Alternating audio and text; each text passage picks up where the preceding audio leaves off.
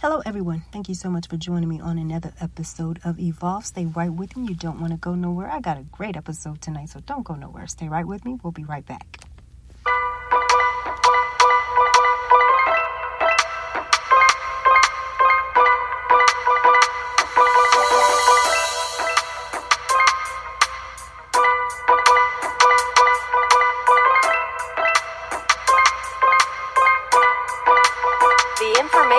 Provided in this podcast is not intended to constitute legal advice. Instead, this podcast takes full responsibility for its own content shared. Music acknowledges and credits used in this episode are the rights of the artist, royalty-free music used with permission granted. This podcast may offer links to other sites, thereby enabling you to leave this site and go directly to the linked site. This podcast is not responsible for the content of any linked site. Such links are for the convenience of the user visiting this podcast. This podcast isn't responsible for loss or damages or misinformation provided from those links shared. All shared links resources have been validated by the site provider.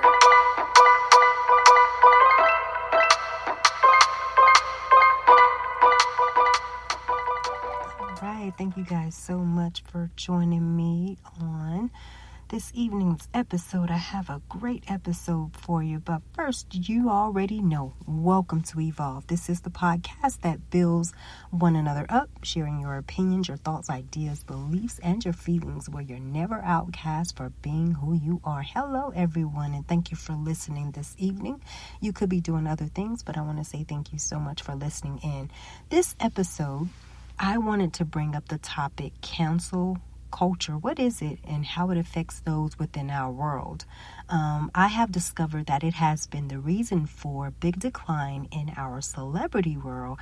And why has this culture targeted such celebrities? So you may want to think about, just what our freedom of speech or what we do could very well cause one to be shamed or canceled in today's world. So let's learn about this. Let's jump right in. What is canceled culture and what does it mean? Cancel culture is when a public figure or celebrities who have done things that aren't socially accepted today, canceling or shaming someone either online, social media platforms such as Twitter, Instagram, Facebook. So let me name, a few companies such as Urban Outfitters, Aunt Jemima's, the Kanye West controversy, even Amazon has been shut out of New York. And why? Well, after facing an unexpectedly fierce backlash from lawmakers, progressive activists, and union leaders who contended that a tech giant did not deserve nearly $3 billion in government incentives. Also, companies such as Goya, Tampax, and many others. These are just a few, I know about. Even people. Well-known people have been canceled, such as that of Nick Cannon, Janet Jackson, Fiona Apple, the Chicks. They criticized President George W. Bush, and it was over for them. As well as Shannon Doherty. They just thought she was controlling, I won't say the word, her personality, of that on Beverly Hills 90210 and, her real life personality, they said were the same. So, this is just, a few in my era. So these are just a few of them who were unfairly canceled. Can normal citizens be canceled? And the answer is yes. Anyone who is in the public eye or taking up space in the public eye can experience this. Ideological groups describes cancel culture as taking actions, holding others, for accountability. And, some of these, these actions can be any of the following. Some have said it has been a misrepresentation of people's actions, a way to call out racism, sexism, etc., an attack on traditional American society. Those who are challenged face consequences like being fined or boycotted, as well as actions taken to hold others accountable, censorship of speech or history, mean-spirited actions taken, to cause others harm. So these are just some of what many may think what cancel culture is. And how does one become canceled? You could either be canceled after having posted something on social media, or simply done something that others may think you needed to be punished for, or perhaps removed from the public, or a place. How does one feel after experiencing this type of behavior? A person can have negative feelings. If you were the counselor, you may, not feel like that of the counseled individual. The person who is counseled may experience hurt feelings, confusion, or even feel bullied by the experience, such as causing a gang of others to also engage in the experience.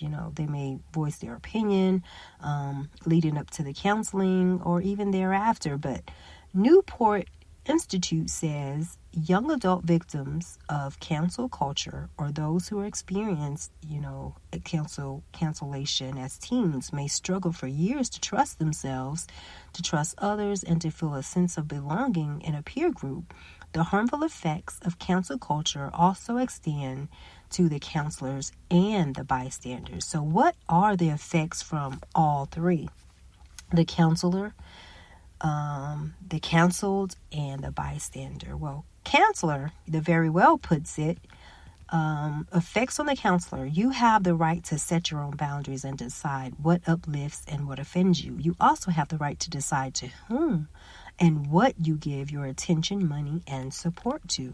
Counseling the offending person or brand doesn't always cause them to change their beliefs or lead to lasting change. It can even make them dig in their heels in an effort to defend their ego and reputation. In some cases, counseling has the opposite effect of what was desired. One example is the docuseries Surviving R. Kelly. While this TV series prompted many to push for sex crimes and conviction against the musician, it also created a 126% increase in on-demand streams of Kelly's music the day after the premiere.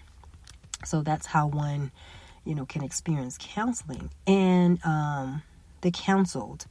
So this individual may experience bullying, socially isolation, and even loneliness, may even feel ostracized or, to some degree. Being canceled, you can go through many emotions. You may feel as if others are giving up on you with no way of explaining yourself, whether it be apology, you want to apologize for what was said or done. It can be many, feelings experienced as the one being canceled, but as many of those who has canceled someone feels that they should be treated, this way, since it may have the individual correct their behavior or what was all said, what was said altogether. So that's, some of the feelings that a canceled person may experience. So now the bystander. These individuals don't speak. Instead of speaking up or about it, they would remain silent, afraid that if they speak up or about the experience, that something from their past that they've said or done may come up and it happened to them. So they just don't participate or choose to voice their opinion. This can also have a mental effect on this individual as well, because even not speaking up or about it can do harm, because one knows the right and wrong in the experience, but still to remain silent can cause them a great deal of mental harm. So how should one protect their mental health? Though you can't control how others behave, you can control your own behavior, as well as how you respond to negativity. Here are some actions you can take to help protect your mental health regarding cancel culture. And one has been that I have researched and found that avoid posting when your emotions are heightened.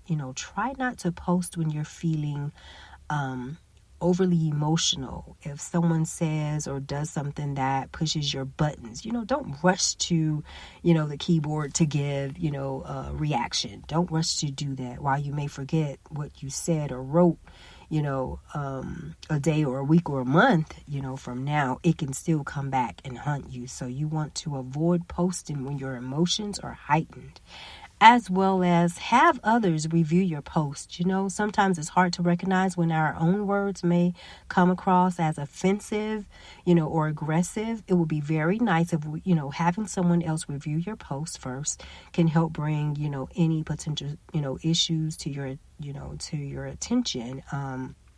This gives you the opportunity to avoid sharing thoughts or opinions that could very well hurt others. So even if you were, wrong, apologize.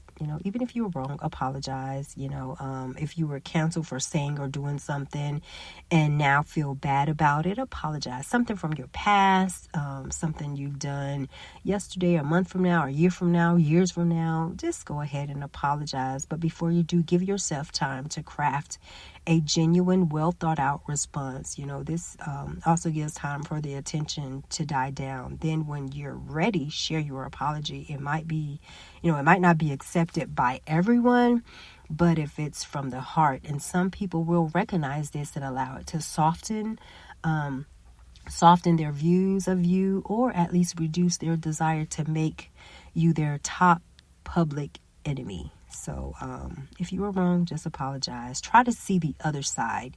If someone speaks out against you, your first reaction may be to dig in and stand your ground, but you may get further. However, you may get further by trying to truly understand how your words or actions may have hurt or offended someone else. Gaining this understanding can bring the communication gap, can bridge the communication gap. It can also help you from making the same mistake again. You want to learn from your mistake. You don't want to keep repeating the same mistake. So try to see the other side. And, do yourself a favor. Try to spend less time online. It's okay to take a break from social media, Twitter, Instagram, Facebook. I have a big problem with Facebook. I'm always posting because I can see a post and, or I can see something and then I'm so quick to, give a response. But, even, being a normal individual, you still want to take heed to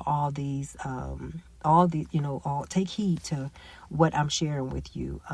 Try not to post so quickly. Give yourself time when someone has said something to you that you didn't like or that you disagree with. Try to give yourself a little, time before you just jump and post, because sometimes, not just for celebrities, but for normal people, it can come back and hunt us. So we want to, spend less time online, read a book, get in a book club, do something else, try to take a break from social media because it may help improve our mental health in the long run. And, you want to also, talk to someone, if you're experiencing, canceled, culture firsthand and are not sure how to recover, consider reaching out to someone you trust, your family, someone you trust, a family member that you trust, a close friend. If you're not comfortable talking to a friend or a family, seek a therapist, go out to get professional help. Having someone to confide in can make a huge difference in the way you feel. And it's going to be rough. It's rough life if you're experiencing this or have experienced this, because this can happen to normal people within our jobs or, it can happen. It can very well happen to us. So being counseled, can you avoid it and how? Although we have different views of how things should or shouldn't be. It's something we all have to remember, that not everyone will understand or agree with how we see things. So although we have freedom of speech, we still have to remember that what we say or what we do could cause one to be canceled. Even if you're not trying to offend anyone, they may take it as you're offending someone. People don't actually take it, into account that we all have different views. People